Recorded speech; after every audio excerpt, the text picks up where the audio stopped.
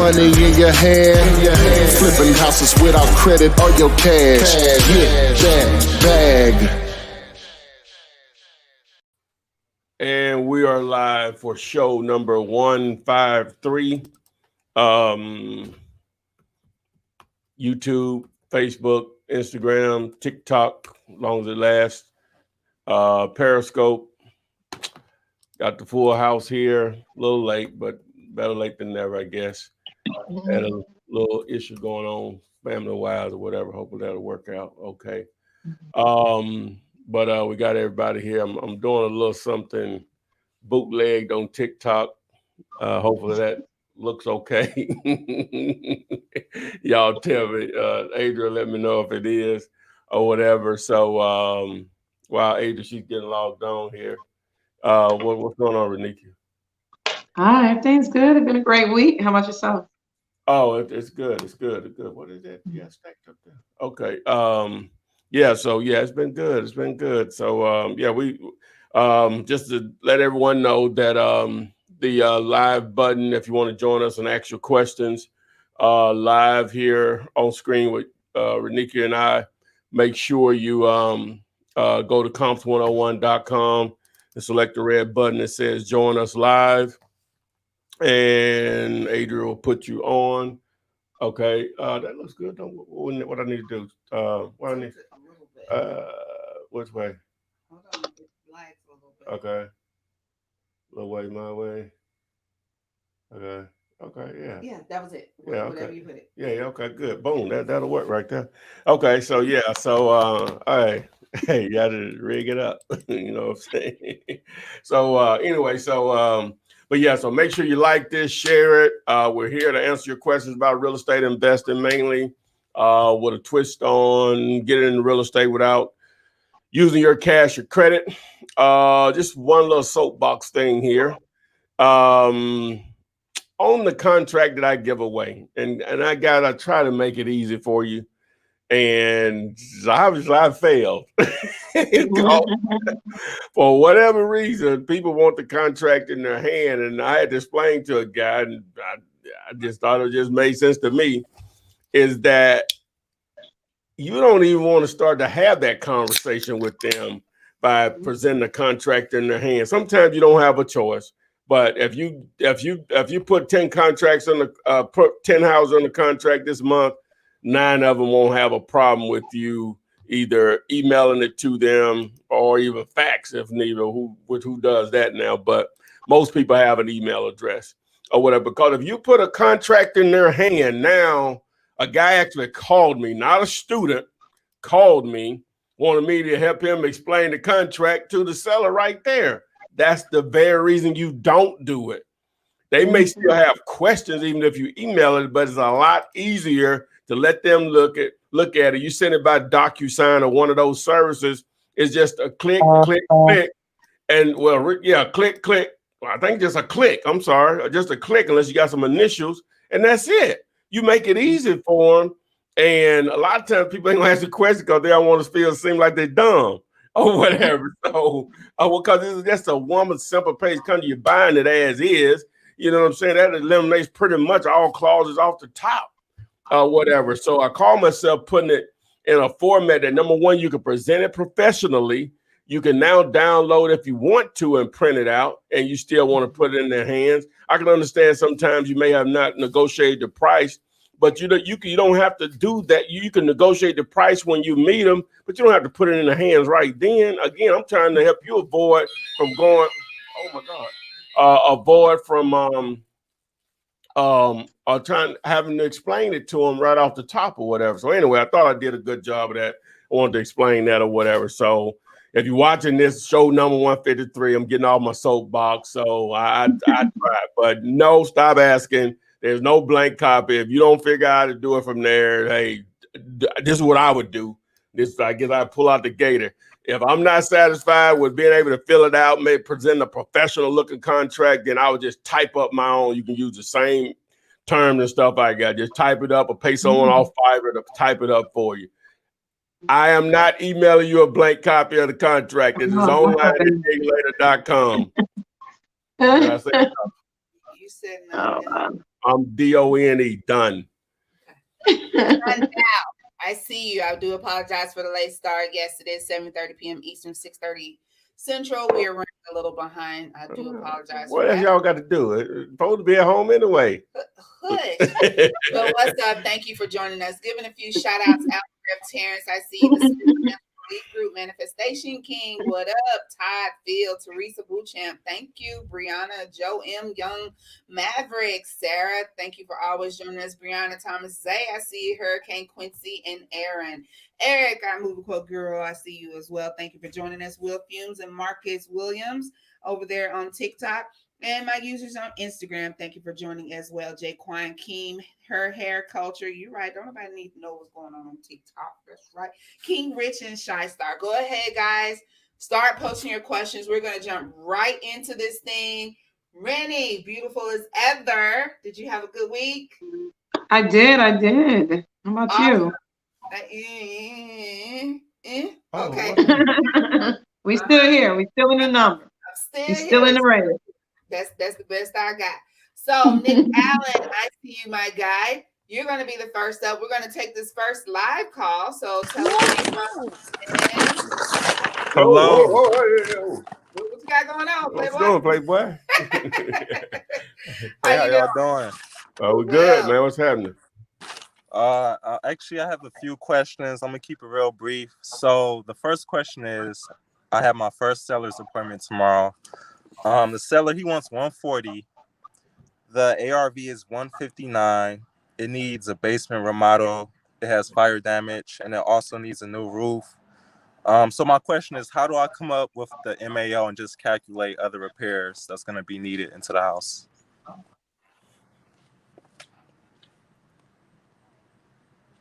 I was froze. Can you hear me? I can hear you. I can hear you. Okay. Okay. So I think Ty has a great formula of calculating that. What I like to do when I'm first starting off, maybe just take a GC by there or someone, or take some a lot of pictures, take a very thorough video, excuse me, send that to a GC and see if they would be able to just kind of give you some type of soft quote without them having to go out there, so you can get your numbers more accurately. But I think Ty has a great formula to help you kind of formulate those estimates. Yeah, definitely what she said. You can get a general contractor out there to, a couple of them to give you a bid on it. That'll help you in the future. Just your eyeball approach, but that's not livable for what he explained, right? Yeah, it's not even doable. So this is generalizing here. If the house is livable, $25 a square foot. If it's not livable, $40 a square foot. Now that can go up or down a little bit or whatever, but for the most part, that'll get you in the ballpark of where you need to be or whatever. Just to simplify repair costs. Okay. And then just be mindful of what be mindful of the numbers too. I think you said that they're asking 140. ARV is 150. 159. Oh yeah, that's not a deal anyway. It's not a deal. It's not a deal. Especially it needs that. I mean, just naming what you just named, that's probably a minimum 25,000, 30,000. Yeah. Basement, roof, you just named some major repairs. So I don't think it's a deal for you even to really entertain. Okay. Unless he's willing to entertain a very low ball offer. Got it. And another question is, how do you guys feel about investing in a triple dollar? I've been using a single dollar with Mojo, but just the speed of it feels very slow as far as like leads. If you're cold calling, if you can afford it, you definitely want to use a triple dollar. It's just going to be more productive, more efficient. You're going to be able to dial more people, at $1. It's faster than picking up your phone and doing it, but the triple dollar is is definitely a better option. And what he's talking about, Mojo Dialer, mojosales.com, it's a actual phone dialing system. Instead of just picking up if you're cold calling, now this may not be for someone starting, they may not have the budget for it, but what's going on? Just picking up your phone and just dial the number. This system will dial multiple, and it acts as a CRM at the same time. So, okay. And my last question is, I come across a lot of leads when cold calling and they're dealing with realtors. Do you guys even bother with those types of leads since they're going to ask for like retail, or you guys try and figure out the numbers, then decide, or how do you guys handle those? It's a numbers game. I mean, not saying realtors can't bring a great deal, because that's the first person that most sellers will reach out to is a realtor. And sometimes you can have enough relationships with enough of them that they'll reach out to you before they put it on the market, giving you the first grab at the deal before they place it on the market. So it's really good to build those relationships with those realtors.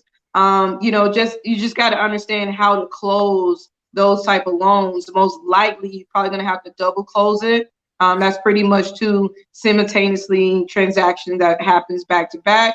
But it's very doable to do business with the realtor, but just be mindful once those properties go on MLS, it's public records. So when marketing your property for 10, 15, $20,000 higher than what they're marketing for, it makes, it just complicates your deal. It makes you look like you're not the direct source. And most time people are going to go around you and try to deal directly with the person who has it at the lowest. So just be mindful of those things when you're dealing with a realtor. Okay, awesome. Thanks for y'all answering the questions. No I worries. appreciate it. All right, thank you for joining us, and we'll see you next week. But don't go anywhere. Just stay on with us, okay? All right. So Todd Dinwiddie, you asked what was the site? It's Comps 101. Yeah, comps101.com. You can join us live like my man just did there. Comps101.com. We just lost Randy. Okay. Kiki Tools, you said it's your first time catching us live. Thank you for joining us, and we're grateful to have you. Creole Cousin, hey, Akil the Great. Hello, G7, Angela Rucker. Thank you all for joining us. Now, BG Boosted says yesterday, Ty, you dropped a Comp 101 video and you mentioned 60 to 66% buying market. Is that the investment percentage in Dealulator? And what is your experience with the Bay Area buying market as a wholesaler? Well, normally what I think Jamil was referring to is that, just to be a little conservative, is basically dropped from 70% as a norm for most markets down to maybe 60, 65% or whatever. But as far as out there in that Bay Area, you can get away with 75% or 80, because it's just so hot in those areas, even though the prices are so much more than most areas. So. All right, so BG, hopefully that answered your question out on TikTok. Young and Motivated says, hey, Flipman, appreciate you for all of the info. Do you have any tools for new investors to understand properties? Don't know. Yeah, that we need a little bit more explanation on that. Okay, so Young and Motivated, what exactly do you mean to understand properties? What specifically is it that you need to know or are having difficulty finding out? J Mo, and this is again still from TikTok. Hello. So once I find the house to sell, what happens if I can't find a buyer? So I know we talk about this, Renikia, every week, and like if it was truly a deal, like a really good deal, and the numbers added up, you really shouldn't have much difficulty in finding a buyer. But just say, odds are you got a good deal and you still can't find a buyer. What are some options there? You're absolutely right. A good deal will not go unfunded, but it could go under market. So you may just have to, ramp up on more marketing. Just making sure it's in front of as many investors that is interested in investing in that area as possible. One thing I like to do is reverse wholesaling, which is when you go find the money and the end buyer first, and then you go and find the property. But when you are in a position where you can't find a buyer, you just really want to go back and renegotiate those terms, try to get a few more days in due diligence, or more like a week or so in due diligence, or whatever they can give you in due diligence to see if you can find a buyer. But it's really, finding a buyer really boils down to your marketing strategies and your marketing campaign. So you want to be very heavily involved with just making sure your property is being marketed in every avenue possible. And you know, and that's really what it boils down to, is your marketing. What do you think, Ty? Yeah, if you can't find a buyer, like you said, either, I guess it could be both, but it still could be a good deal. You, for whatever reason, you got some holes in your buyer finding methods or whatever. But a lot of times it's because you just don't have a good deal. But assume, with all that being said, good deal or not, and the contract runs out. I guess that was his basic question. Contract runs out. You go back to the seller and ask them for more time and they give it to you, or ask them more time and they don't, or ask them for a price reduction, they give it to you, or they ask them or they don't. If they don't, they just don't want to do business with you anymore, hey, they keep your earnest money, you know, and they go their way, you go yours. That's it. You know, it's canceled. It automatically just is voided because the date is expired. You know, they have rights to that earnest money if you're outside of your due diligence period, which normally, you know, that's the way it works. Normally, your due diligence period ends before the contract date ends. So boom. All right. And I just wanted to, Tom made a really good point. So it could be your marketing strategies, it could be your marketing campaign, but it could really be your numbers too. Like you stated, your numbers could just be off. I mean, I know sometimes if I see a property and I know the area and I know that it's overpriced, I won't even entertain it. So you may want to go back and just rerun your numbers, make sure you're not overpricing your deal, because real seasoned investors, they know the numbers. They know when you didn't add it, you know, a crazy amount of money on top of it, where I don't even want to entertain it because it's too far away from what I know that area really, you know, really sustains. So, you know, rework your numbers and make sure your numbers make sense too. Okay, thank you for that answer. So John Dow says, I did a skip trace and text out on batch leads, got 44 straight no's. On to the next one. What do you do with skip trace leads that have no phone number? Are you mailing them or just letting them go? Ideally, you want to send them a mail. You want to send them something in the mail. Ideally, that's what you would want to do. So hopefully, John Dow, that answered your question there. Now, this is a unique one. And this is from a user on TikTok, Self-in3. They have an Amish house, which naturally means it's a home with no amenities, such as electricity or cable phone and such. So they're wanting to know, is electricity, a generator, and solar is expensive to have brought to code? Would you be interested in a property like that to make it, I guess, outside of the Amish community more attractive? Do they have any comps? If not, no. What? Unless it just got an extreme amount of land with it or something. I don't know. Those So are you said what, an Amish community for sale? Mm-hmm. Is it still? Is it occupied? Doesn't go into that detail. Just wants to know, I guess, just how expensive relatively would it be to bring it up to code and make it attractive. But I guess my first thing is, if it's within the community, no one's going to want to move within the community if they're not a part of it. So that might be problematic in itself. Yeah, that's a hard one. That's such a specialty property. I know. Once you said Amish, I wouldn't touch it. Yeah, it's nothing. They gonna buy it. You know what I'm saying? Right. I don't know. So isn't that like is a different territory from United States territory? Isn't their own territory? No, they just have their own community. They own the land, so it's not like they still within whatever state or whatever. They just own the land and they gonna do what they want to do, which is really nothing. They're just peaceful people. Just living a certain way, you know what I'm saying? So, and they responded, it's land and barns. So we're probably talking about. That's a hard one. I mean, what is your exit strategy? What are your focus? I mean, yeah, if it's a huge amount of land, somebody may want to do it because they may want to be out there by themselves or whatever. But that's just going to be such a unique property, such a unique buyer or whatever. From what you told, you hadn't told us anything to make it attractive. Is it 100 acres? You know what I'm saying? Exactly. You got to give us more than that. It's nothing from what you told. That's not. That's just some land with a building on it. You know, Right. in the middle of nowhere in most cases. So I may be ignorant in what I'm saying. I can only just tell you what I know. I don't know enough about that. You're not providing enough information for. I know I wouldn't be interested, and none of the people I know would be interested. So It's too unique. you need more information. It's too unique. Like you said, it's going to take it's a unique property. Going to take a unique buyer. Exactly. You ain't Needing in a that haystack type of deal. Yeah. You're not in that business for unique buyers. You want buyers that multiple. You need all the efficiency. Yeah, exactly.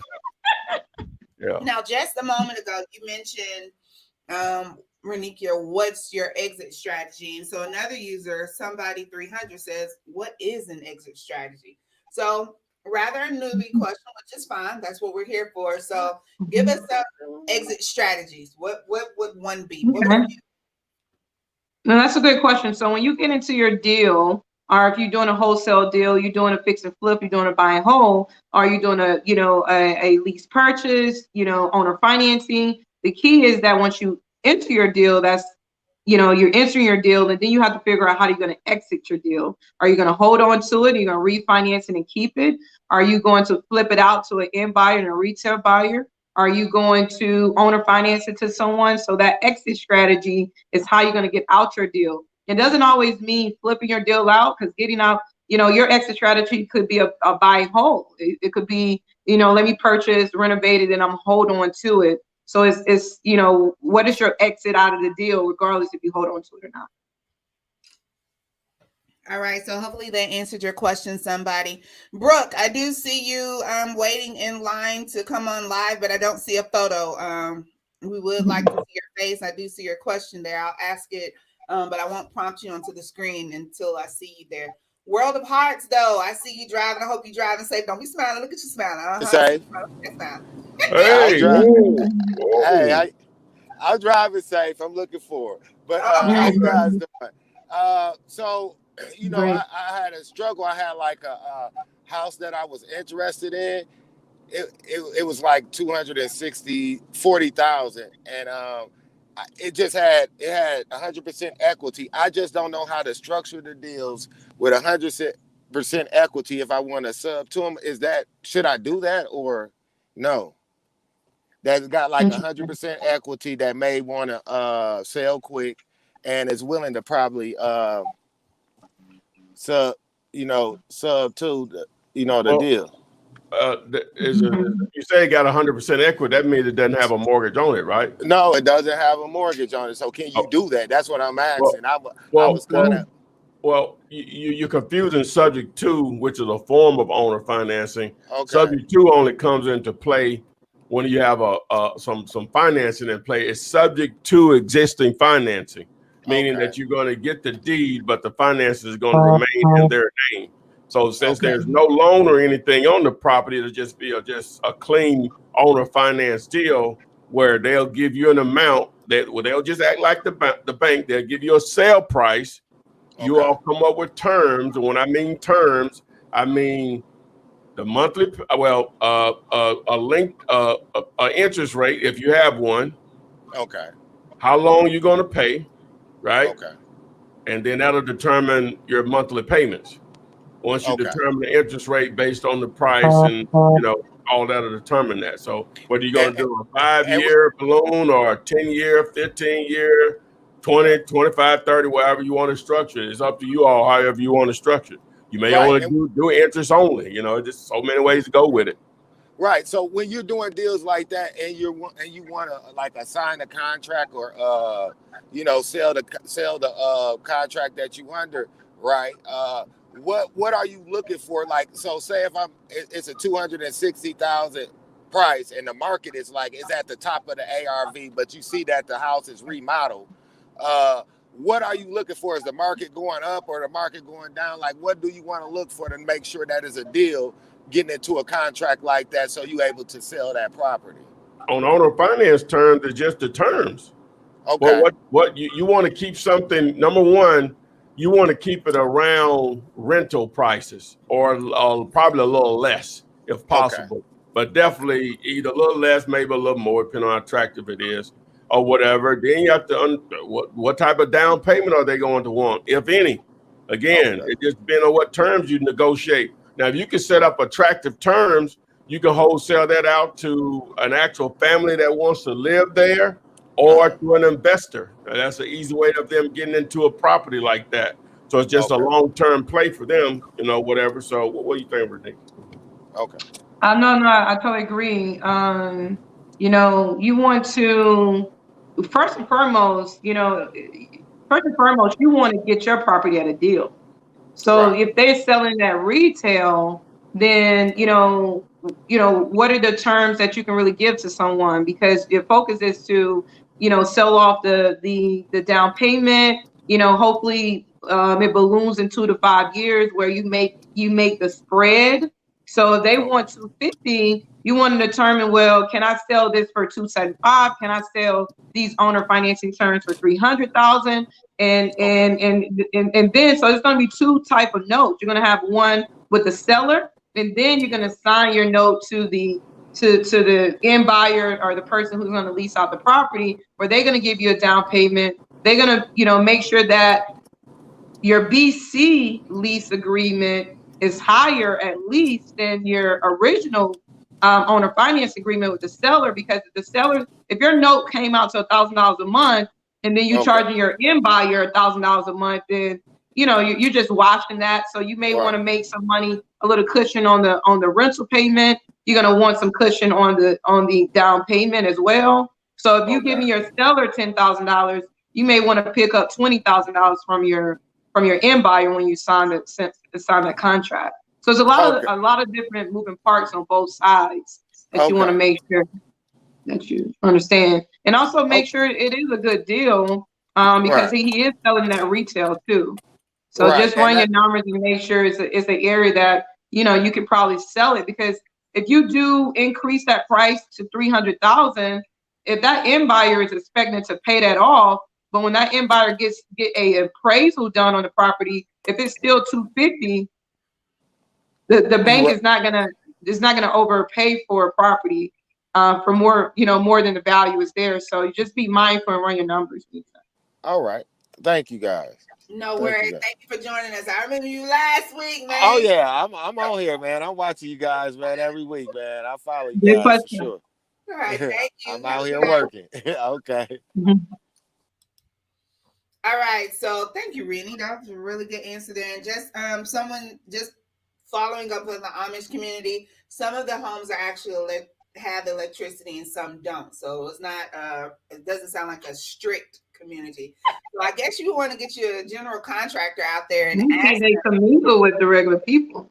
Yeah, you're gonna have to get a GC out there and ask them how much it's gonna cost to convert. That would be first step, because I don't know what to tell you. A house with absolutely none to have to wire from scratch after it's already built. Ooh, that's a ticket. Maybe. So they don't have electricity? Well, they may not even, the power company may not even have electricity running in that area. Some of the houses have it, some don't. So my neighbor does. Okay. I don't. Okay. All right. I'm a little more strict, more cold than you are. Maybe. I don't. Yeah. Okay. So, Brooke, I still don't see your face. I see you come back, but you wanted to know, is it good to find properties on Redfin? So I'll go ahead and ask that for you. Sure. Leads or leads?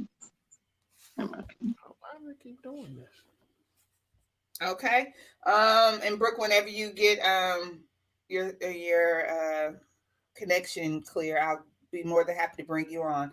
Hurricane 357, I see you there. I see you come back with you.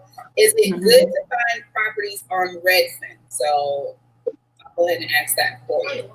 Okay, I think you're going to be a little delayed, so you might want to cut your volume off.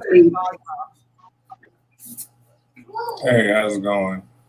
Okay. Whenever you get your connection clear, I'll be more than happy to bring you on. Hurricane 357 there.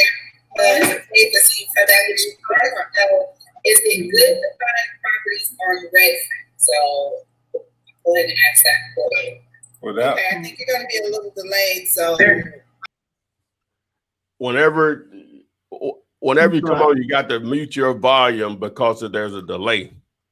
My man. So when you hear this, we'll be just hold your hand up. She'll be ready to put you back on. You got to turn your volume off because there's a delay and it doesn't come over well. nah. So just wave at me and I see Hurricane and I'll bring you back on. Yeah. Let's see here. Sticking with another question. So Zay says, Zay, it's your first time catching live. Welcome and thank you. You've been listening to the podcast for over 3 months while at work. I'm glad to have you with us here. So Saran says, if I want to JV with someone, should I sign the JV agreement before I find the buyer or after? I mean, that's a good question.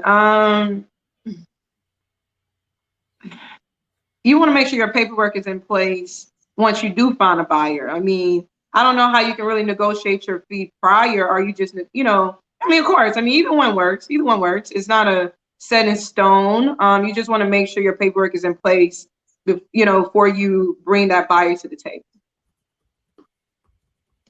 Okay. Brooke, I see you. You're ready to go, girl. There you are. Hey. What's happening?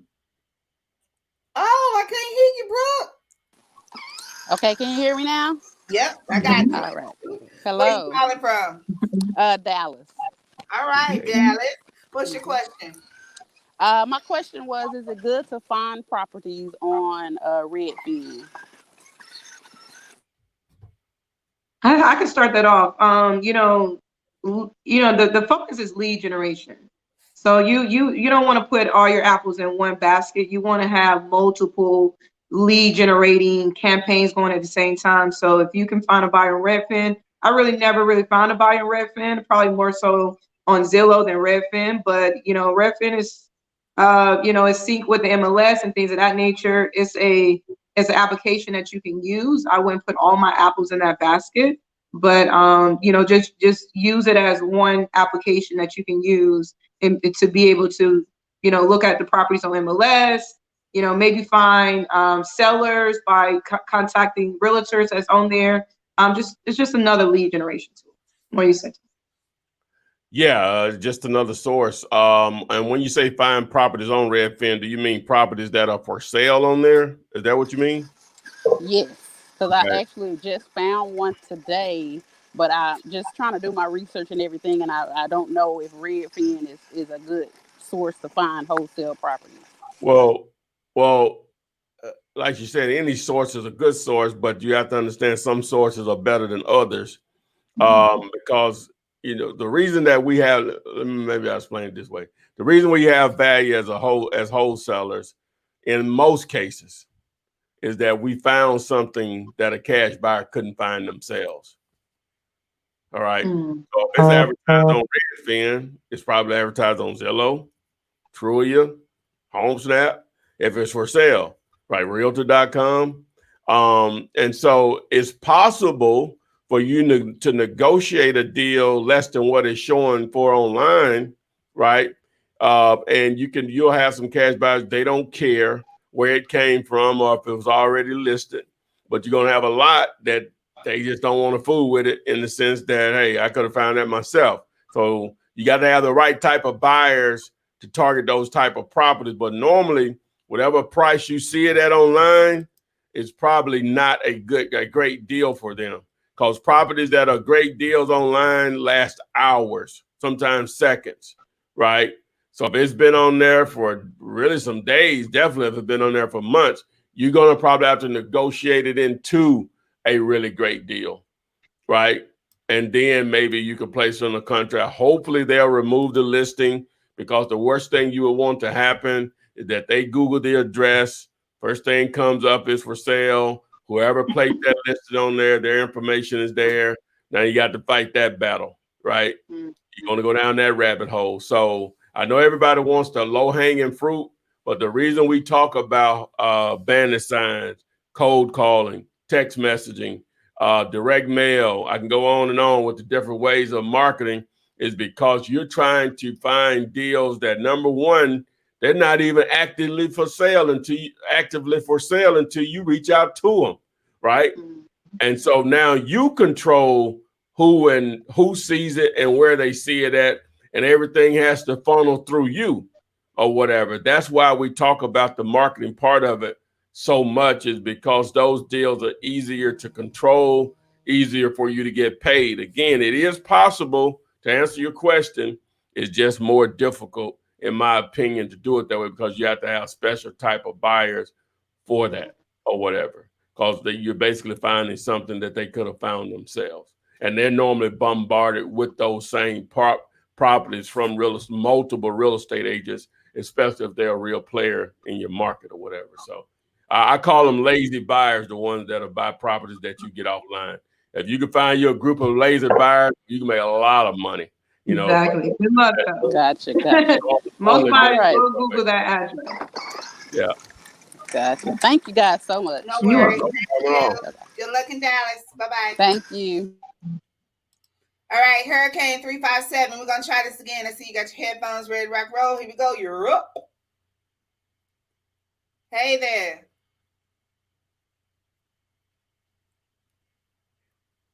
I know. I can't hear Find you a group of Can you lazy hear me now? buyers, you make a lot of money. I can hear you now. But still hear us too. So try that again. We can't. It was gonna take him another 10 seconds to figure. No.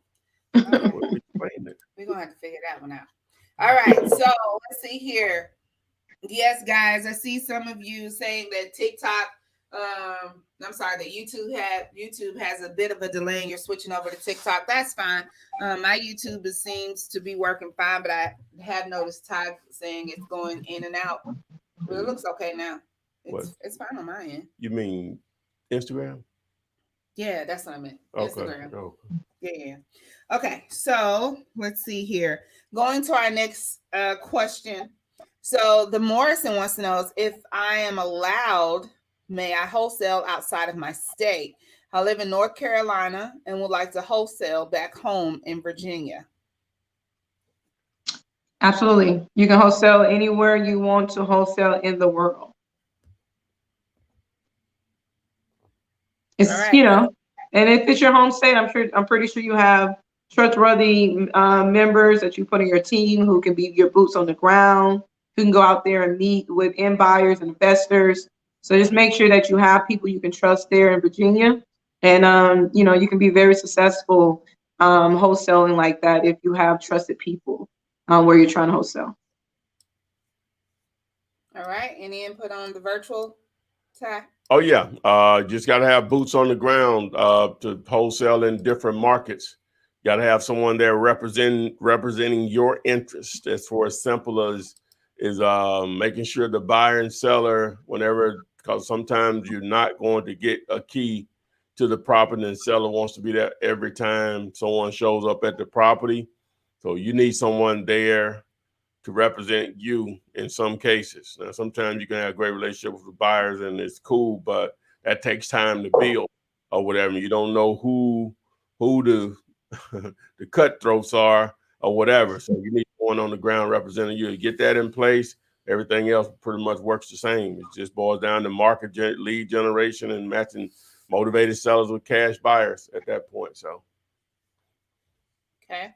Alicia Lloyd says, I've been searching in every way I can to possibly think of trying to find leads. I was tricked online looking for help to find a skip trace site, and the guy sent me a link and basically scammed me out of my money. Oh. Now, I'm just going to say, I see those all the time on requests to be approved. Every city out there in virtual. Right. The request to be approved on the Wholesaling Real Estate with Todd Flipman Facebook group. Hey, you need leads? I can get you 1,000 leads a day. Just message me. Decline every single last one of them that I see. Every single last one of them. There's too many reliable sources, you guys. Websites that you can go to versus going with Habib that's in your DM saying they can get you 1,000 leads a day. Well, what are you doing any different than Lead Source, or what are some of the other script tracing opportunities, Renikia? Skip the flip. With you. I'm Yeah. sorry, my bad. Yeah. Skip the flip. So I have it down pat. I hesitated. I missed it. Skip the flip, most definitely. I'm failing you. Yeah. I do apologize. Yeah, guys, just skip the flip. I needed that laugh. You failing. I'm failing you, man. I'm sorry. Yeah. You got to make sure that you're getting your information from reliable places. Okay, Hurricane says it's working now. I'll give you another. All right, let's see what you got, man. Here we go. You're up. Hey, how's it going? All right. There you go. First, let me just say, Flipman, I've been following you from day one. It was because of you that I got into this altogether. I went down a rabbit hole, found your videos, and been watching religiously for the last maybe 5-6 months. So I really, really appreciate all the info you put out and the selfishness that you do as far as giving away all this free information. So much love to you. And how you doing, Renikia? Hello. Blessed. All right.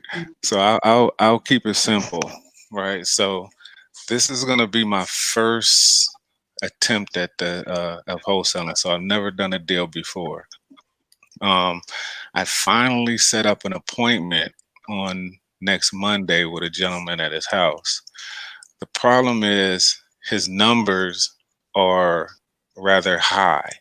I did the ARV over and over again, and the numbers I come up with are a lot different than his. He's set on 425,000.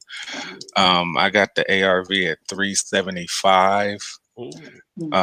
And it's apples to apples. I mean, the house that I came across was identical. Same bedrooms, same bath, same exact square feet, everything. And the number I came out with was, like I said, 475. I'm just trying to figure out, how do I go meet with this gentleman and convince him that the most that I can do, I think it came out to about 230, opposed to that 425. Hey, my man. A for effort for attempting to do something. Delete his number. Not gonna work. No, just think about it. All right, so your number, you need to be at 2 what? 230. All right, so I'll ask you. All right, you're trying to, if you own this property, you're trying to sell it for 425. Right. Would you come down to 230? No, not. Well, I don't know his circumstances and how motivated he is, but that's quite a big jump. So, and I thought it was, but I'm not. I'm new to this, so I'm not sure. No, you're dead right. I hadn't looked at the numbers, but you're probably dead right on your numbers. You know what I'm saying? What you have to understand is, and you probably hear me say this a lot. Most won't, but enough will. So most people are going to want to sell a property for much more than what makes sense for you as a wholesaler. Right. All right. But enough will, because you're not selling pencils, right? Right. So in this situation, he falls in A. Most won't. Right. So on those, he's just so far off from where the numbers need to be that it's just a time waster. You know what I'm saying? Now, I'm saying that offers are, look at my shirt. I don't know if you read from this.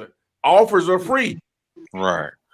I'm just, that's up to you. You know what I'm saying? You can say, hey, man, this house, you call them, say, hey, I'm glad you spoke to me about your property. After looking at the numbers, that 425, it's going to be out of what we would normally pay cash for a house or whatever. Now, if he follow up and say, hey, well, what would you pay for it? Then, that's your opportunity to say, well, we would have to be around 230. Right. Probably it's going to be a click, but that's cool. He made it easy for you or whatever. So it's nothing that even, you have to just have the, God, why does it keep doing it? You got to have the attitude you don't care if he does it or don't, whether he's going to do it or not. You got to literally have that attitude when dealing with people. And you want to be nice, and just nice, because that's what you should just do anyway when dealing with other individuals. Treat people like you want to be treated or whatever. Right. But most people, as far as what we're trying to do, they're in la land on the price of their piece of real estate, right? Right. So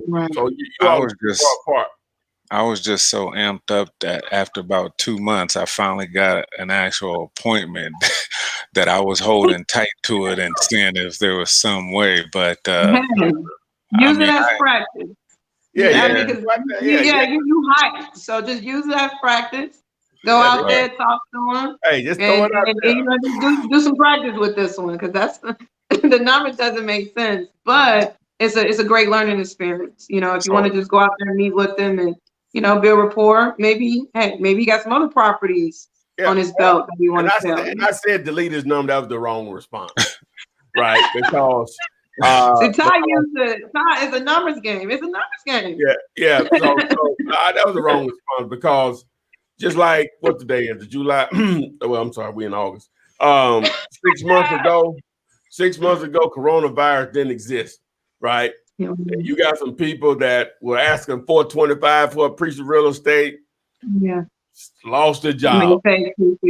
Absolutely. Now they're taking 30, right? And glad to get it. Now that may not be his situation. I'm just saying that if you go out, or at least be nice. I'm normally not going to go out on something like that personally or whatever. Yeah. But you still want to be cordial. Hey, this doesn't work for us. Anything changes, let us know. Call me. And it's happened a lot of times over the years or whatever. Now I wouldn't put the gas in my car to go out there and look at nothing like that. But you may just need the experience, just dealing with a seller, walking through it, blah, blah, blah. It's probably worth it for you to do that, just to experience it. But what you see now, I don't know how long it took you to cultivate this particular lead and what you did to generate it. That's why you have to have a lot of them. You know what I'm saying? Because most people are going to be like him, right? They're going to be in la land. So you're looking for what would be the opposite of la land, Adrian? Down to earth. I mean, I don't know. Whatever. We'll come up with something. Gator land. I don't know. So, but he's in la land. So hey. But again, you might just want the experience. Why is it keep going? Because you got to realize most sellers, they're in love with their property. They're gonna overprice it. There's some, the wall the big kid grew up on. They got so much value in there that doesn't even make sense to the real estate deal. So it's our job as investors to go there and educate them based on the repairs and the repairs that need to be done in their house. And the reason why I cannot give you this number is because A, B, C, D, E, F, G needs to be, repairs that I need to repair on this property, which decreases the value of this property, based on what they think. So you want to go in there educating them about the repairs on their property, the reason why you cannot give them that number, because you need to take care of these repairs. Will do. I think I'll still take the appointment just for the experience of it. But I appreciate you guys' help. That really helped me out a lot. Thank you. Thank you for fixing that sound issue. We got you now. Yeah. All right, y'all take care. All right, man. All right, bye. Go Canes. I think what a lot of people forget is that it's the nostalgia of the house. Like, oh, that hole in the walls where JoJo and Kiki was wrestling, and I leave it there so they remember how rough they was. Ma'am, I'm the right. And I put 50,000 on that value, right? Yeah. Oh, you see these notches? This is where I kept all their heights. Yeah, now I got to replace that door. Exactly, the notches. That's 2,000. Ooh, and they were so artistic. Let them draw all of the artwork. Yeah, we got to repaint this whole room. We got to repaint. Scribble to me. That's a real dribbling giraffe. But knock another $5,000 for that. It was cute to you, ain't cute at all. No, this thing. I have memories. Take a picture of it and pull that stuff down. So Alicia was the one who was saying that she had been bamboozled with the skip tracing. So she said, lesson learned. She knows now. She wanted to know, is it a good idea or not for her to send Starbucks gift cards in her marketing strategy when sending out postcards inquiring about the project? Woo, the minimum amount you can put on a Starbucks gift card is going to be $5. $5 times 100. Ooh, man. And then they ain't even gonna let you get no crap. I don't know. What you think? Get creative. Send it a letter and say, hey, can you meet me and let's talk over a cup of coffee at Starbucks? Here's the gift card. Even if I don't show up, coffee's on me. So I guess it's creative. What do you say, Tom? Popeye's chicken. Chicken sandwich on me. I feel the original. 3-piece spicy on me. But it's catchy. I would try it. I haven't never tried that, but it's okay. Try a batch of them, and see if you get any response. But one thing I know, our seller that wants to sell, regardless if there's a gift or not, they're gonna call you because they need that money or they need a sale. So the key is what just making attractive postcards to make them just look at it. And I think Ty has some really good ones where you still got that one where you put the picture on there. I think that probably gets someone's attention more than anything. Is your house on the postcard? It's like, hold up, let me see what this about. My house, the picture of my house is on the postcards. All right, Ty, any input? Yeah, I'm gonna always side on doing something. You know what I'm saying? Obviously, some methods are a little bit more efficient than others.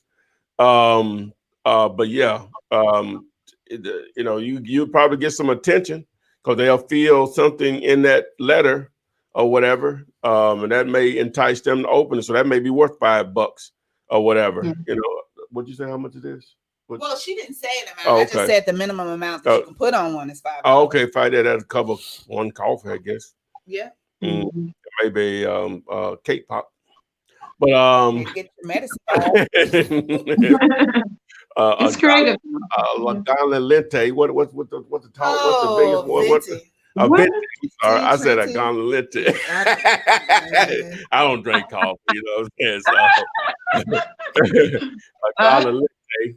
But anyway, but yeah, so I'm always side on doing something. You know what I'm saying? So if you want to join the extra questions online, comps101.com, you'll see the red button that says that join us live.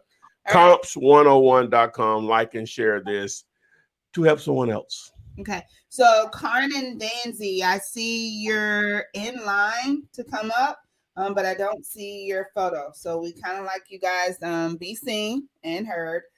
So make sure your volume is turned down. And as soon as I see your face pop up there, I'll bring you on, Carmen, if you can hear me.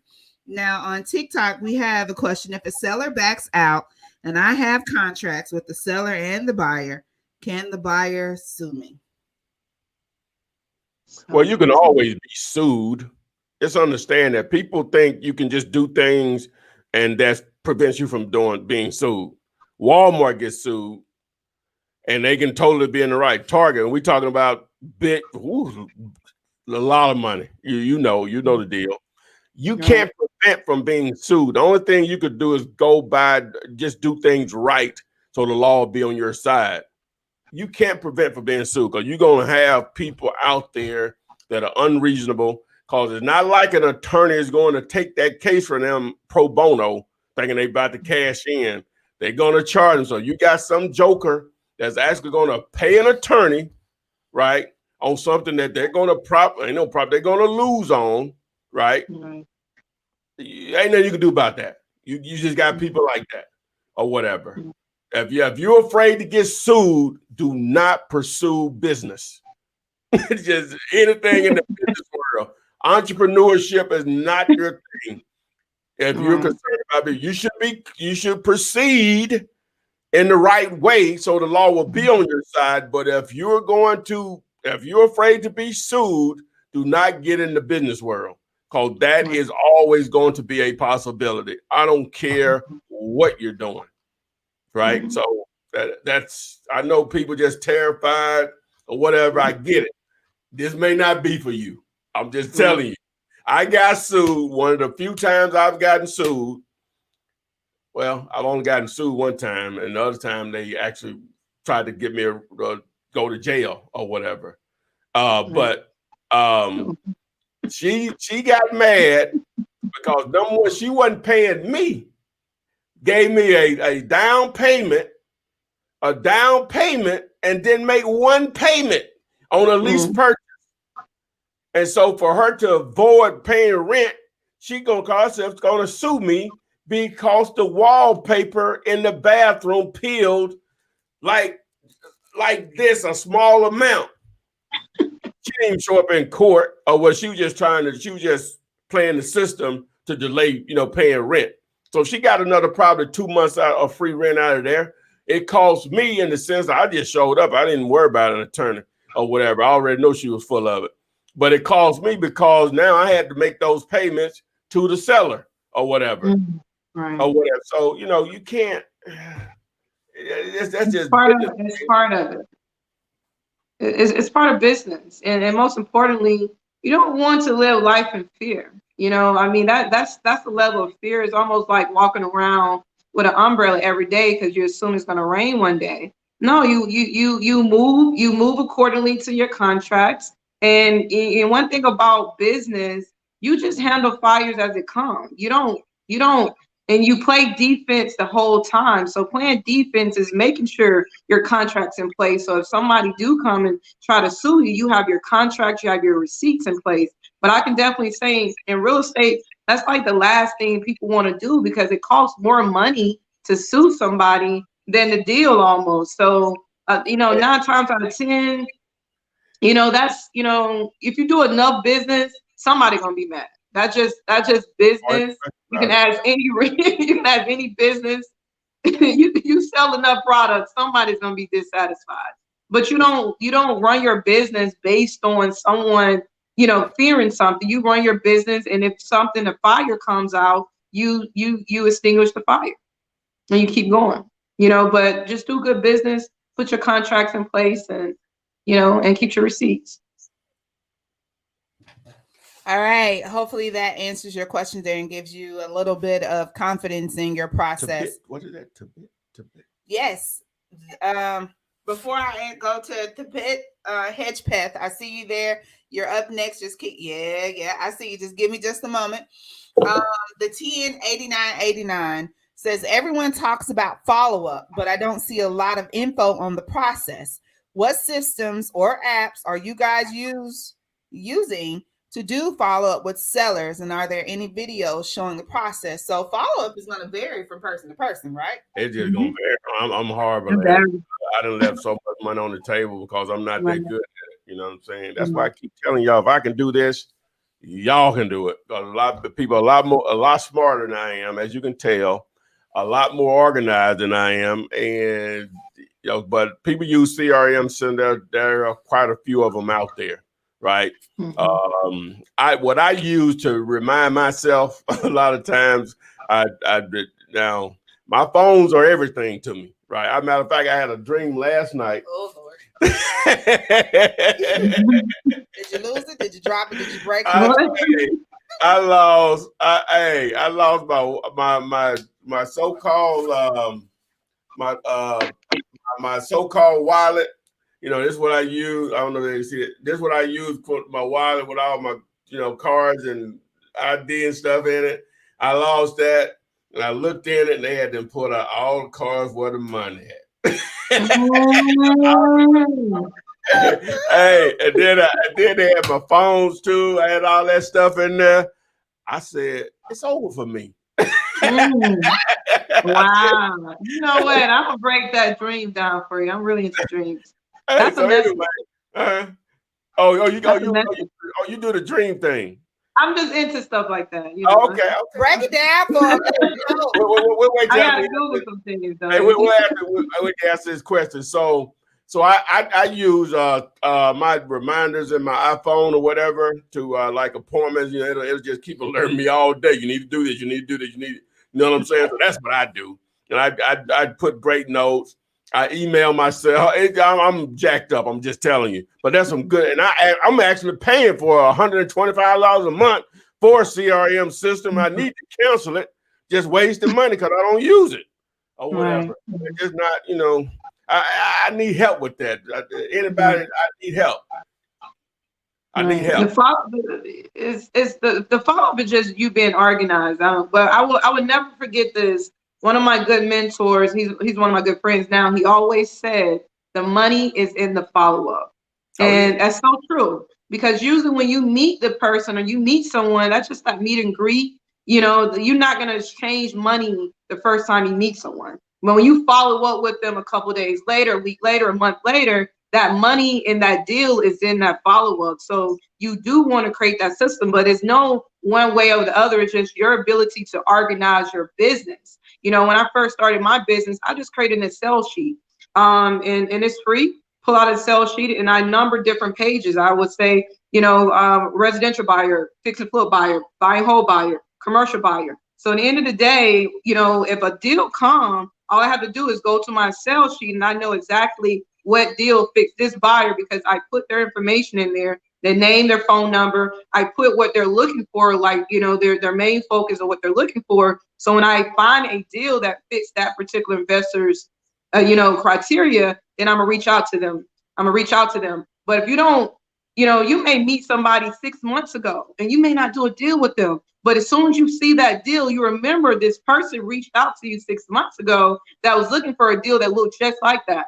And if you didn't write their information down, you just left some money on the table. So it's really your ability to just organize yourself. Use it for free, use an Excel sheet. Create different tabs in your Excel sheet. And also use like Todd said, use your phone. Put things and reminders in your phone. And that's free. But there's a lot of CRMs out there that you can use too. That can cost. All right, Flee. $10.89.89. Hopefully that answers your questions. You can use some of those strategies that you mentioned there to help you with that follow-up. Let's see here. So all my people keep losing. I lost Hedgepeth and I lost Donna. Sorry. Oh yeah, you could join us to ask your questions on video here with us just go to comps101.com and tap the link that says join us live. What? Hey, Donald, I see you're back up. How are you doing? Where are you calling from? Hey, there you go. I'm calling from Delaware, actually. D-E. All right. That's the DE. That's DE, right? Yeah, I actually watched a video of a couple you had on that were from Middletown, Delaware. Oh, so, yeah. Ray and I can't think of my man's name, but Ray and her husband, yeah. Yeah, that was pretty cool to see. Yeah. So my question has to do with the assignment contract, the assignment fee. Okay. I got your one-page contract, but I don't fully understand the whole process of where the assignment fee comes in, what that contract looks like.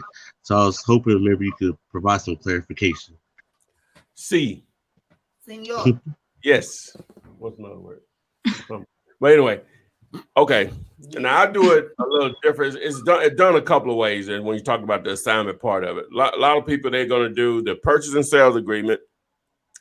That's the contract between you and the seller. And then they'll do an assignment contract for their fee with the buyer. Now, the way I was taught and the way I teach it is you're going to do 2 purchase and sales agreements, right? And the reason you do that is you don't want your buyer to knowingly negotiate your fee, right? He is anyway with the price, but it's based on the price, not your fee. Because you have it on the contract with the seller for $1, right? But told him your assignment fee was $80,000, right? He's gonna negotiate $80,000. You know what I'm saying? So, but if I got on the contract, this is a ridiculous example, but I'm just using. If I got on the contract for $1 and I put it out there, and we'll just say the property is worth $200,000 fixed up, and I put it out there to him for $80,000, need 50 in repairs, we'll just say, then he can see that. Hey, oh yeah, he's all over it. So I'm gonna get $79,999. You know what I'm saying?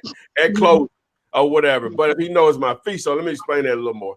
So you got contract A, with the seller. What is it, Renika? AB. Contract AB with the seller for. Well, I go back to 200 grand as the ARV, but I got it on the contract for we'll just say 60,000. All right, so I'm going to wholesale it to him for 90,000. Right, so I got contract AB with the seller for 60,000. Then I got contract BC with my buyer, actual purchase and sales agreement, not an assignment contract, for 90,000. So my assignment fee will be the difference of those two contracts, those two purchase and sales agreements. So we go sit down with an attorney. They'll do the HUD one. That's basically like an invoice to tell you who's paying what, who's the seller, who's the buyer, what fees are being paid, sale price, and so on. On the seller side of it, they'll have the $60,000, and on the borrower side of it is what they normally call instead of the buyer side. I don't know if I've ever seen it say buyers. I always say borrower. And on the borrower side, it'll say $90,000 plus whatever fees, blah, blah. And then it'll have my assignment fee on his side of it because he's basically buying my contract for $30,000 with the seller so he can take the position or have the right to buy that property. He's buying my rights. Let me just say that's a better way of putting it. He's buying my rights to buy that property for $30,000. So all this will be put together at the title place with the attorney. They're going to handle all of that. Now, you may have to give them a little instruction whether verbally or written. I like to put it in written form. I call it a closing detail sheet. You can get a free copy of that. Just do a search for a closing detail sheet. Flipman, that video will explain. And that just basically says who's the seller, who's the buyer, sales price, the address of the property, when you're going to close, the assignment fee that's going to be paid, and who's paying what as far as closing costs, which a lot of times your buyer pays it all, but that can be negotiable or whatever. So hopefully I wasn't all over the place on that. So that makes sense. I think I got it a little bit more. I just have to get to that step type thing. It's been about a month since I've been watching all of your videos and trying to get myself prepared and educated on pursuing this wholesaling thing. So yeah, I got a video specifically. It says, how do I get paid? Well, just do a YouTube search. Always just YouTube search on something. Flipman, how do I get paid? Seller and buyer. If you put in that search, it's a more detailed video than what I explained once you have contract A and contract B in place. Also, if you watch the video, if you haven't already, Flipman 2020 contract, I'll show you how to fill it out for the seller. I'll show you how to fill it out for the buyer. So you watch those two videos, that'll give you a better understanding of how it goes down once you got a buyer and seller in place. Renikia, do you have anything you want to add? No, that's perfect. I mean, just keep it simple. It's very simple. I mean, you're just looking for those two different contracts, that AB contract and that BC contract, and you're going to forward both of those contracts, along with maybe a seller a detail sheet or closing detail sheet. You're just going to forward those two contracts to the closing agent, and the closing agent is going to put it all together. So, you want to let them know if you're going to put your assignment on the HUD. So it's like one closing. Are you going to do double closing, where it's like you close AB and BC, so you get two HUDs and it's two different transactions? Just be mindful if you do the double closing, do not make sure you send everyone their respective HUDs, because you don't want to send the end buyer the seller HUD and the seller the end buyer HUD, or you don't want to mistake and send them both of the HUDs. That's the reason I'm doing the double closing, so you can keep both of those transactions separately as well. So I think they just cut you off, but just make sure that you just keep that paperwork simple.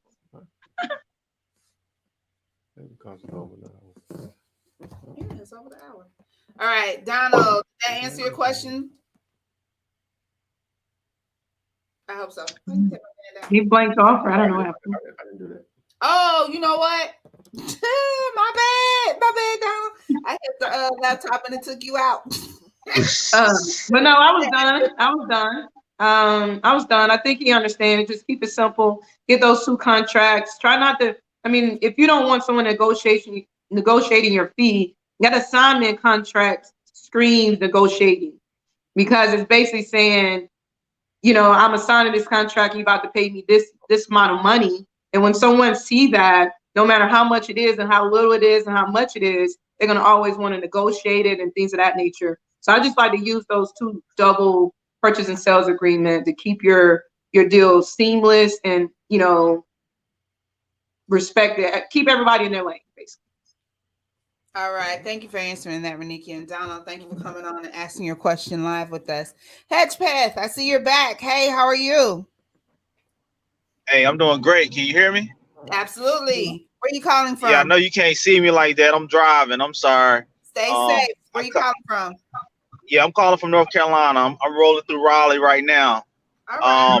Flip man, yo, I appreciate everything you do, brother. I just got started in this wholesaling thing probably about 3 weeks ago.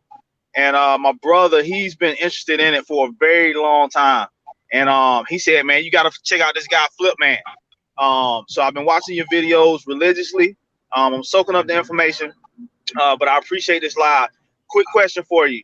So concerning the SMS process, right? Going through the batch leads, I've really developed a strong interest in that. Been having fun with that actually. And just been reaching out to a lot of people, obviously getting a lot of no's. But I am getting people asking, okay, so what's the price? And I'm running comps. I'm going through all the numbers, and I have been offering prices, though I have been a little bit reluctant to do so. I'm a cold calling guy. I would much rather get you on the phone, have a conversation, and just pick up on the little nuances that help determine what your motivation is and whatnot. But once again, I have been sending out offers via text. So I really want to just ask you, what's typically your process? Will you send out an offer via text, or will you try to get that seller on the phone to negotiate from there? Well, ideally, you want to try to get them on the phone, but sometimes people, because you actually reached out to them by text, it's just easier for them to communicate to see if you're in their mind wasting their time or whatever. And so they just want to hear a price. So you just have to, whenever you follow with the text, say, well, ideally, we don't like to throw out prices via text. Would it be an issue if I could call you or whatever? And sometimes they'll respond back, sometimes they won't. If they don't respond back, then your follow-up would be an actual call or whatever. Now, if they say, no, you can just go ahead and give an offer, then yeah, just what you'll do. You'll go ahead and give them an offer. You may want to do a little bit more fact-finding about the property and the way you present that. Say, well, to make a fair offer, can I ask you a couple of more questions, such as, go ahead and ask one of them. When was the last time the roof was replaced? So you want to try to create a dialogue with them, right, to get them going. You know what I'm saying? Whatever. And just things of that nature. And so you just try to keep that. So once you get all that information, now you'll actually have something to probably go with or whatever. And you just have to, if they don't want to talk to you, you're going to have to just throw it out there. Now, but a great follow-up to that will be calls and mail to those individuals because they did at least show interest in selling. Ideally, that's what you want to do is now your follow-up machine starts. You know what I'm saying? Because like I said, 6 months ago, the coronavirus didn't affect us like it did now. Or 6 months ago, we were going to stay together. Now we're going through a divorce. 6 months ago, I lost my job. I had a job making whatever a number. Now I don't have that anymore. 6 months ago, my granddaughter pregnant now. We need, whatever. So, you know what I'm saying? So just life's just going to change. And that's why that follow-up is so key, as we were talking about before. So. Okay. Just wanted to make sure I'm on the right track because in terms of the offers, I haven't gotten any responses. And it's only been 4. I probably sent out, I probably sent out close to 300 messages. And I've had 4 people say they're interested. They want to offer, and I've sent an offer, and I haven't gotten replies from those. But I'm definitely going to give them a call and just keep it moving from there. But yeah. I appreciate you, man. And hey, me and my brother, the next goal is to be on your show, man, and get that gator. All right, we coming for that gator, man. Hey, it's yours. Let's make it happen. Reniki, all right, appreciate y'all. Okay, thank you. All right, so good talk there. Saran, you're good, baby. I see you on there. And if you got a question, Miss Wright, I appreciate you keeping things and people in order in my chat box over there. Elaine, I see you ventured off of TikTok back onto YouTube. Thank you for sticking with us. All over the place. I'm loving it. Y'all, hey, let's get it. Yeah, they bounce. They know where to go. And that was Elaine had the question in regards to being sued. And she said it just came to mind because she watched your video of the couple who had to pay the seller's debt to finish the sale. I've done that. You know what I'm saying? I paid a little stuff, whatever to make it happen. Or whatever. If it, how much I'm making, That's if I got a guaranteed buyer in place. Oh yeah, I'm ready to do some stuff. Park, we don't have any beeping going over here. And if it's your carbon monoxide detector, you need to go check that right now. Go see if your battery going dead or if you got some smoke. We'll be here when you get back, Kyle. Airheads, you're up. Woo! I see you, fellas. How y'all doing tonight? All right. Hello. How you doing, myself? Hello. Where you calling from? Calling from North Carolina. Oh, you in North Carolina too? Okay, well, question. Yeah. Okay. We were dealing with a buyer out of South Carolina, right? So the dude was like, he had a whole problem with the contract. He kept saying like he trying to rewrite my whole contract, trying to say that this contract cannot be sold or showcased like that, and the property can't be showcased. So I shouldn't even deal with him, right? This is a seller, you mean? Not a buyer, seller, you mean? Yeah, seller. Okay. Yeah. They're not motivated. Yeah, they're not motivated. Yeah. They don't want you to sign the contract. Yeah, those type of people that they make it easy for you. You just move on. You know what I'm saying? Ain't nothing to think about. Either they gonna do it the way you want to do it. Next, our way.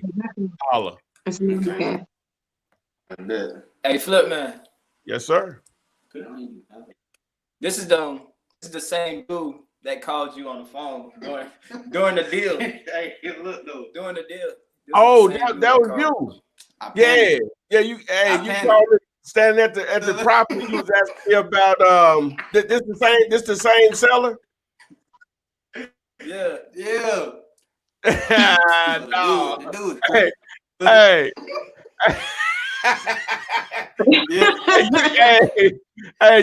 You're part of the reason why I got on the soapbox whenever I started the show tonight. Hey, because let me educate you on something. You never want to have a contract, and I had to learn this over time. So you all are able to take advantage of my mistakes, right? And so what you want to do is, so you won't have to go through that and you don't know the answers to stuff and you standing there right in front of somebody. Don't have a contract there and say, what's your email address? And I'll send it over to you. It's a lot easier for you to be responding to those over the phone or text message or email versus right there in the face. And you're like, Exactly. I got to call somebody. That ain't gonna go well, my man. What you? No, they gonna try to. Hey, great experience though. You know what I'm saying? A for effort. You get the gator for that for just being out there with that contract in your hand or whatever.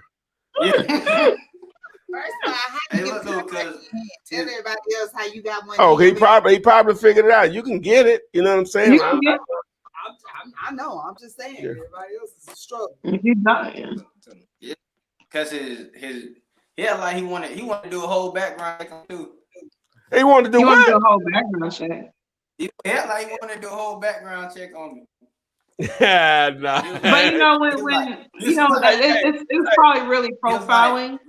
When we was over there, he was like, "Don't think we ain't been Googling you or something like that." I was like, "What? Googling you?"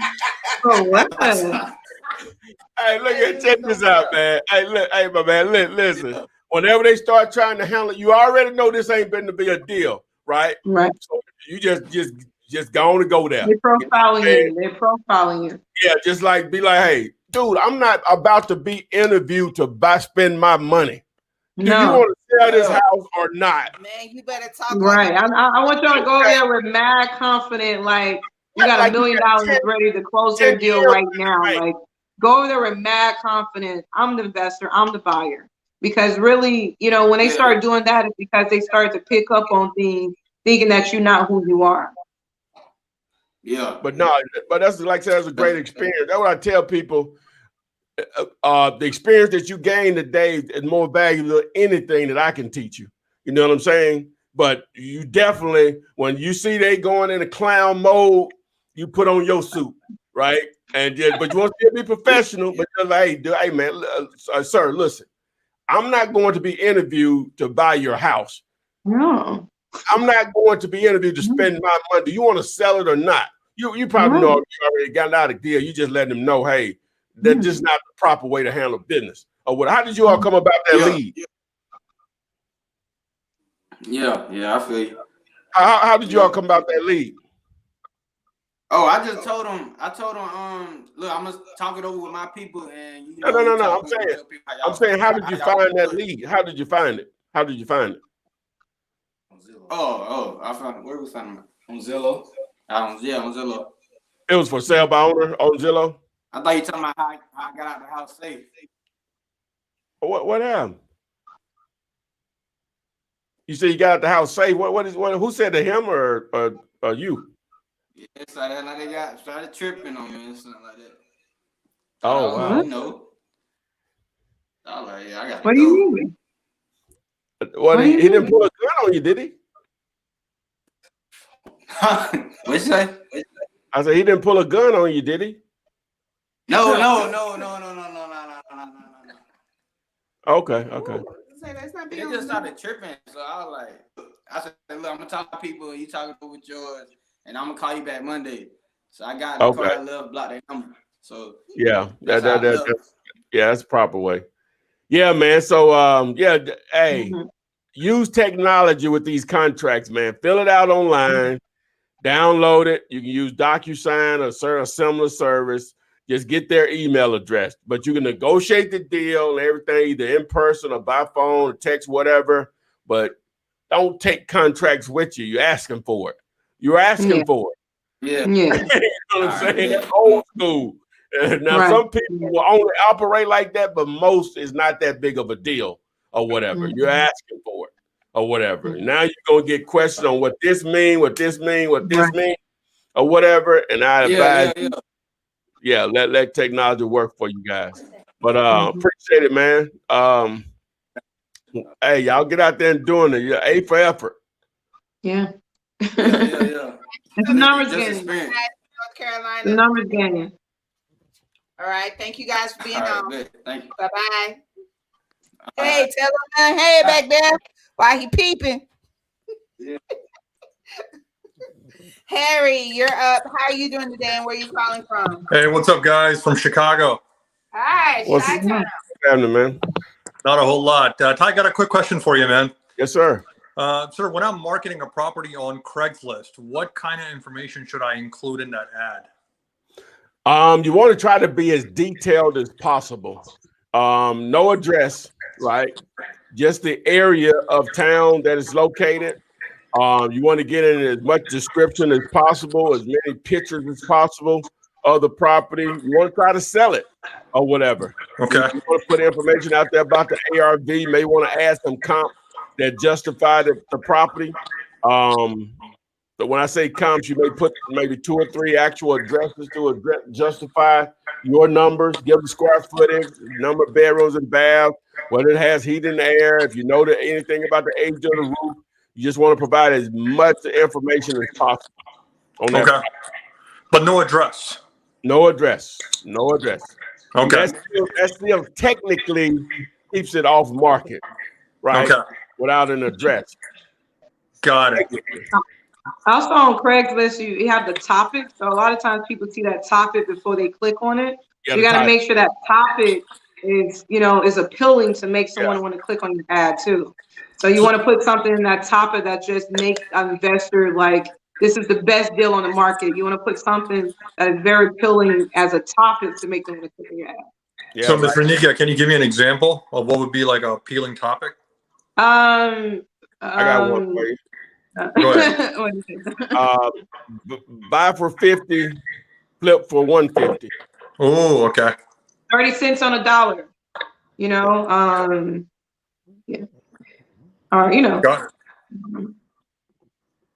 Yeah, you want to reflect something of profit. You know where Okay. where the money is going to be made. And that's what you want to reflect in your titles. Okay. I appreciate it, guys. Thank you for everything that you guys do. Really appreciate it. All right, No no worries. problem at all. Thank you. Good luck All in right. Chicago. Thank you. Bye-bye. Yes, sir. Lance. Hey, how you doing? Hey, what's happening? I'm all right. Can y'all hear me? Yes. Yes, sir. Okay, perfect. I gotta quickly rehash what had just gone on probably about I don't know 2.5 weeks ago, just to get your perspective on how you would have handled this. And it's really in the vein of ARVs, right? So I'm an over-the-road truck driver. I don't really get too much time to get out and about, but I made it home. I went driving for dollars immediate. The day before I left, I found a property. It was for sale by owner. I took down the number. So I jumped online and I began to research. I went through Zillow. I tried to get all the comps that I could. But as I looked through the neighborhood, the last thing that was even close to comparable had sold in like 2011, right? So the neighborhood been locked down for a long time. Then I found something up the street that was like maybe 500 square feet off. It wasn't even close to the same shape as the house, so I didn't use it. The house itself, they changed the garage into a living space. So anything that was comparable had a garage. This one didn't, had extra living space. So I really just could not pin down any way to solidify a number to offer. I called anyways. I figure I'm gonna muscle my way through it however I got to. I called twice, left 2 messages. They didn't call back. So I just took time to try to reflect on it. Like, how could I have made it happen, since my leads, my ability to really chase down leads is really limited since I'm gone so long. So every lead I get, I got to kind of bite on it. How exactly would you have approached something to where you can't pin down a comparable? Well, you're gonna have to use nearest and best, right? If the square footage is 500, well, was it a lot of comps or were just very few comps? It was actually just a few. The neighborhood was kind of a mix, but the ones that were direct comparable looked exactly the same. There was the difference because the other ones had the garage. This place had converted their garage into living space, and the comparables, the last comparable, it sold in 2011. So I didn't have any up-to-date number on an exact. Yeah, see, that's just, what city is this? What city was this? This was in Greenville, South Carolina. Okay.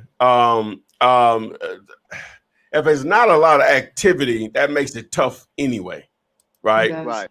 As far as activity, as far as buyers.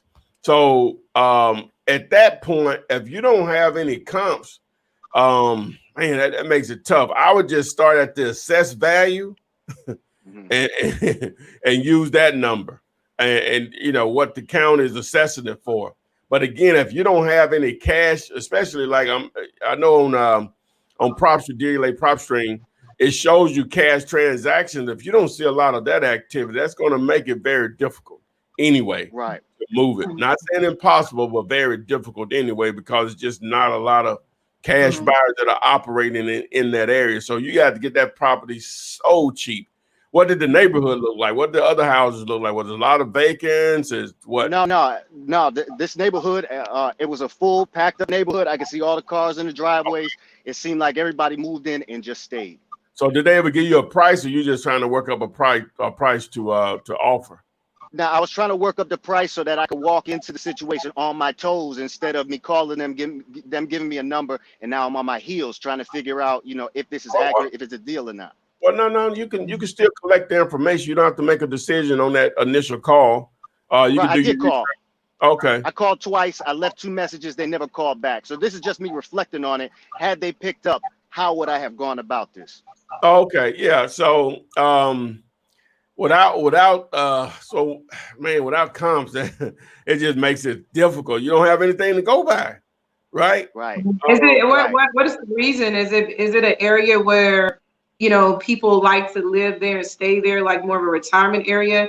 Or is it just not, an area where there's a high population where people are moving in and out of the city? I believe that it's just an area of I feel like when people come in, it's Well, surrounding that area itself, surrounding that one neighborhood there, it's all woods. Now there's developments that's going on a few miles up the block, but it seemed like people found that community, they locked in, they stayed there, I mean, for whatever reason. How far you went out of your comps? Say it again. How far miles or radius wise that you went out with your comps? I didn't go too. Well, actually, it's kind of hard. It's hard to tell because surrounding. It's almost like it's a cul-de-sac. Just a big neighborhood inside of a cul-de-sac. I can't even say this isn't a mile. This is like maybe a half mile area. It's kind of small, and that go out a mile. Woods. Go out a mile. Before you go out 5 years, go out a half a mile and another half a mile and another half a mile, and just see how far out that comps begin to appear.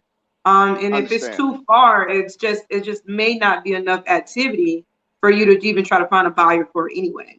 But just go out, a half a mile, no farther than maybe 2.5 miles, 3 miles. I mean, even that is too far, but at least you begin to get an understanding of, what's really going on around that area, as far as where comps are readily available, where people are buying a little bit more, or just kind of figuring out if, that's just an area where it's just not enough activity.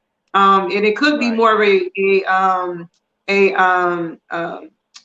rural area. And it's really hard to move properties in rural areas.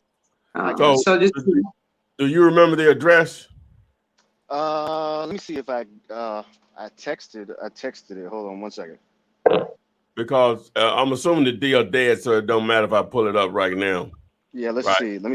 Yeah, give me 1 second here. I think I texted it to myself. Hang on 1 second.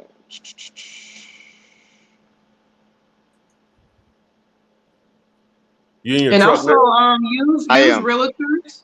Oh, you're in a spaceship. Okay. Go ahead. Okay. All right. The address was 19 Riverwatch Drive. Riverwatch is one word or two? It's two.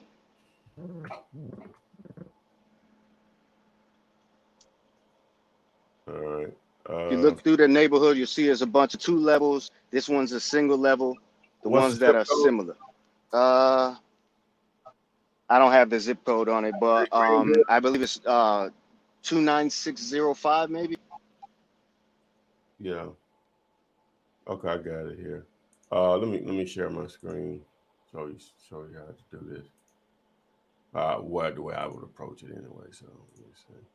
So what I'm doing, guys, you can't see. I guess you can see it on TikTok and you can see it on YouTube, Facebook, or whatever. Let me do the full screen here.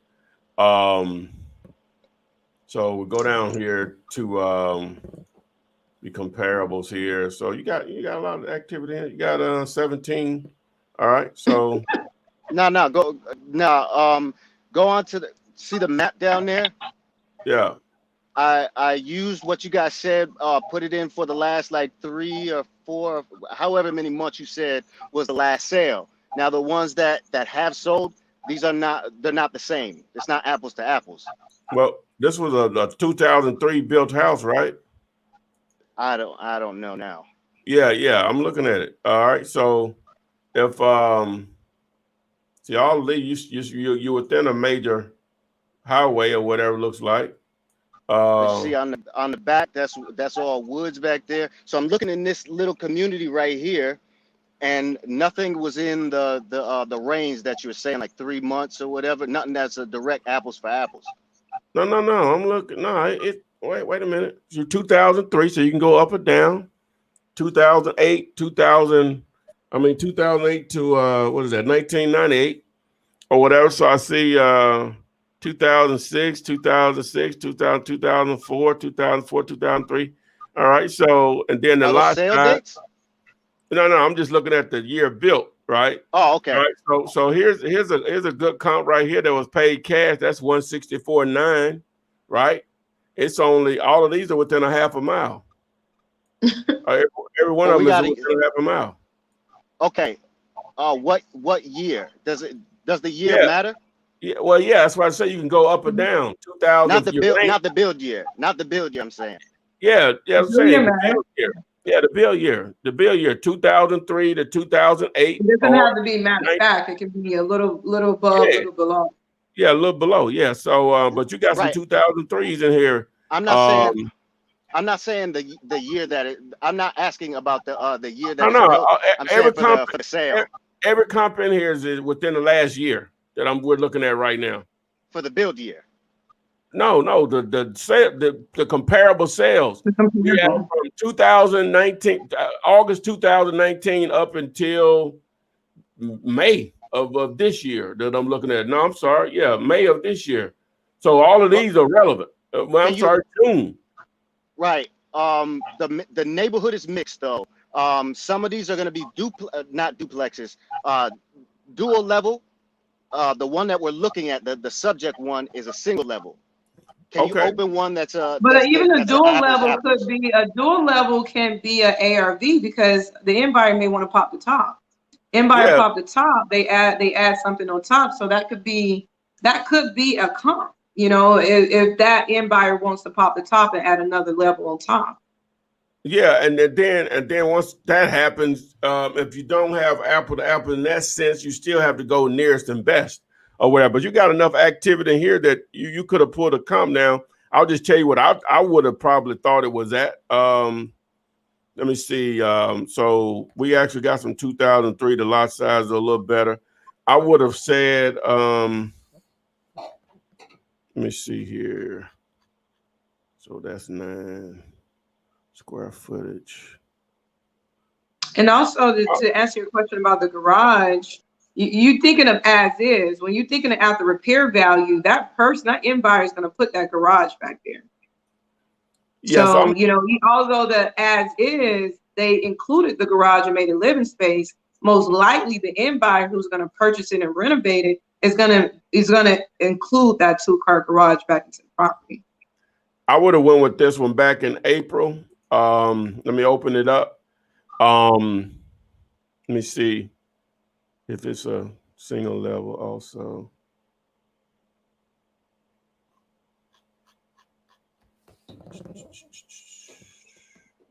I don't see it here. Stories. I can look at a pit. No, it's a single story. Y'all would have went with this house right here, 190. It sold on MLS. It's on the market 102 days, and it sold for 198 back in April. So yeah, that was your comp right there. I can't see your pointer. Which one are you? Which one are you on? I'm sorry. It was the one at hopefully this is some good information for you guys that's watching. Hopefully. Where was it? I think Prop Screen is probably one of the best softwares out there. Yeah. Simulator. Oh, yeah, I'm showing 197. It was the 107. What is that? Kitchen Court. Yeah.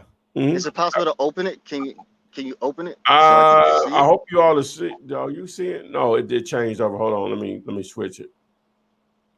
But I don't think you all are seeing what I'm seeing. Hold on a second. Let me see if it flips over. All right, let me stop it and just go back to share the screen again. So here we go. All right, here it is. Yeah. Okay. So, yeah, it was this property here. It was a listed property. So yeah, that's what you rolled with. Okay. So, before you said this, I would have looked at this one right here and immediately said, okay, it's different because it still has the garage. The one that I'm looking at now doesn't have a garage. Well, you subtract 10 But grand. are you looking at as is? Or are you looking at after repair? So after someone repair it, is probably going to have a 2-car garage. Yeah, that's right. something. I didn't even get to a point. I didn't even get to a point to be able to schedule anything to go inside to see the condition of the house, if it would need repairs, if it was upgraded. So I didn't even get to that point yet. Everything I'm looking at is from the outside. You know what I mean? So when I see this, my initial thought was, okay, well, I can't compare. It still has a garage. This one doesn't. How would I compare the two? Just subtract 10 grand. Okay, so now I can keep You that got one to, in but you mind. got to also think after repair and not as is. Got to think after repair and not as is. You're thinking as is, it doesn't have a garage, but after repair, it will have a garage. Well, even if it doesn't, you still can subtract 10 grand if they decide not to go with it or whatever. Right. I didn't even think that, Nine times somebody out of would 10, convert. the garage is nine times out of 10, so they're gonna add the garage. Yeah. Just I didn't just even. add the garage in it, and because the end buyer is gonna figure that out. I mean, you run your numbers based on it having a garage because 90% of people who live in houses like that want a garage. It's a selling point if you're gonna flip out your property. I guess I just In a didn't. lot of areas. I didn't see that as being an option simply because it seems like they sided it and everything. They put a door on it. Almost looks like a separate living quarter that's attached to the front of the house. So I just didn't look at it as, okay, well, somebody's probably going to open that back up, get rid of, living space No, that's you added just to the look inside at of the the square house. footage. Don't even worry about what they're gonna do with it. The square footage was similar, the lot size was similar, the year was close enough. Don't worry about that part of it. Square footage similar, lot size similar. That's your comp. Don't overthink it. That's your comp. Maybe that's. I guess that's what I'm doing. I guess everything got to be like spot on. No, I guess now Think that's the way I'm about it looking at it like, in my okay, head. if I were to buy this property, how would I want to repair this property? Would it, like, would it look like that property with a 2-car garage? Would it look like a property? How would you want to repair that property? Put yourself in the investor's shoes. What would you do to that property if you were to repair it? Would you bring the garage back or would you keep it as living space? I mean, all of this is really negotiable. But put yourself in the investor's seat. Like, if I would purchase this property, what would I do to it? But anyway, but yeah, that's it. You're just overthinking it, my man. But but they didn't call you back anyway, so it's cool. Good thing that they didn't. yeah. But we appreciate it, my man. Be safe out there on that road. Hey, man, appreciate your time. Thank you so much.